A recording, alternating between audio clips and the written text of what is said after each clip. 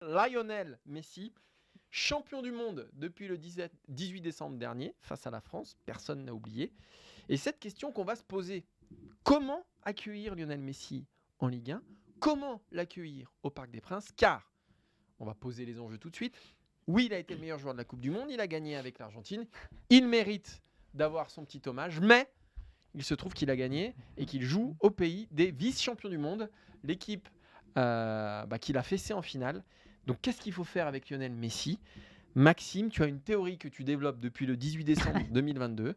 Le micro est ouvert. Alors déjà, première chose, est-ce qu'il faut célébrer un champion du monde qui revient dans son club ? Je vais dire oui, quelle que soit l'époque, parce que finalement, c'est un titre c'est pas honorifique, c'est un titre exceptionnel. C'est le plus grand et je trouve que ça mérite d'être fait. En plus, alors ça va paraître bizarre à ceux qui nous écoutent qui ont moins de 20 ans, on est dans une ère où on célèbre déjà à la base tout et n'importe quoi. C'est-à-dire que vous regardez notamment en NBA, on fait des vidéos hommages pour des joueurs qui ont passé 20 matchs dans une franchise NBA, qui n'a pas d'histoire avec. Pourquoi ? Parce qu'on est à l'ère des réseaux sociaux et qu'il faut savoir que les belles images, ça nourrit les réseaux sociaux des clubs notamment. Ça permet de faire du like, ça permet de faire du clic, ça permet de faire de l'abonné et à l'arrivée faire de l'argent. Donc il n'y a aucune raison de ne pas le faire. Et surtout, encore une fois, de ne pas le faire parce que pour un champion du monde. Lionel Messi, champion du monde. Oui, parce que là, pour le coup, il y a une vraie bonne raison. Voilà, là, pour le coup, il y a une bonne raison. Vous avez vu la vidéo sûrement du PSG avec la haie d'honneur. Je trouvais ça très sympa d'ailleurs quand il est arrivé au camp des loges.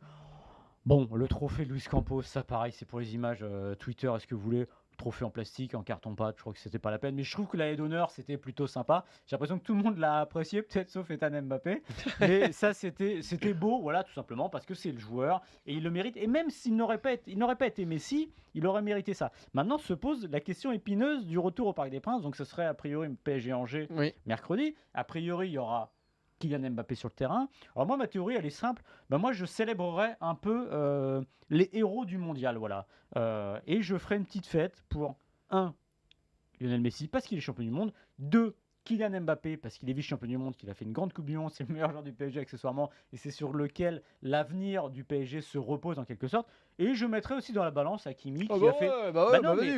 Première Kimpembe aussi, non première équipe africaine à jouer une demi-finale de Coupe du Monde. Je trouve que ça mérite. Et pourquoi je dis ça ? Parce que d'une certaine manière, pour le Qatar et pour le PSG, c'est une manière de noyer le poisson.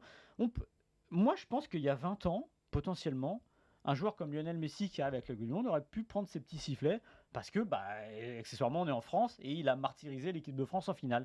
Là, je pense que si le Qatar veut éviter tout risque, en plus faire des belles images et 3 vidéos en plus pour les médias du club, tu fais Mbappé, tu fais Messi, tu fais Hakimi. Voilà, moi je ferais comme ça. J'ai pas de billes dans le Paris Saint-Germain, mais je célébrerai les héros du mondial tout simplement. Ce qui est sûr, c'est que ça serait une façon de s'éviter une petite polémique parce que moi, je vois Lionel Messi débarquer avec la Coupe du Monde et faire un tour d'honneur. Ouais. Ça me semble, c'est trop frais encore. Puis il n'y a pas l'été qui est passé. C'était il y a quoi ? C'était il y a 3 semaines. Ça me semble un peu frais dans les mémoires encore pour ramener la coupe, pas à la maison, mais au Parc des Princes. Après, il y a plusieurs choses qui me font dire qu'ils le célébreront et qu'il faut le célébrer. Parce que déjà, tu as très bien dit, un champion du monde, ça se célèbre. Et Lionel Messi, ça se célèbre. Le vrai avantage qu'a le PSG là-dedans, c'est que c'est Lionel Messi et qu'il n'y a plus Paredes. Si ça avait été Leandro Paredes, imaginons tout seul. L'équipe d'Argentine vainqueur face à la France en 2018 et t'as que Paredes dans l'effectif du PSG, là ça aurait été compliqué. Lionel Messi au fond, oui. Tout le monde l'aime bien. Ça dépasse tout ça. Voilà, ça dépasse tout ça. Ça dépasse même quasiment la Coupe du Monde et le Paris Saint-Germain.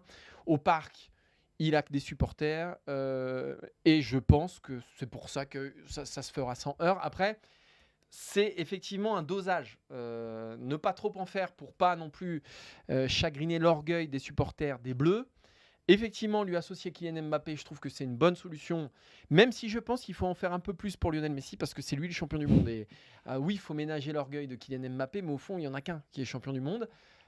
Hakimi, Hakimi. Non mais Hakimi, ça poserait pas de problème, mais je trouve que c'est une manière, entre guillemets, de noyer le truc et de dire on célèbre les héros du mondial.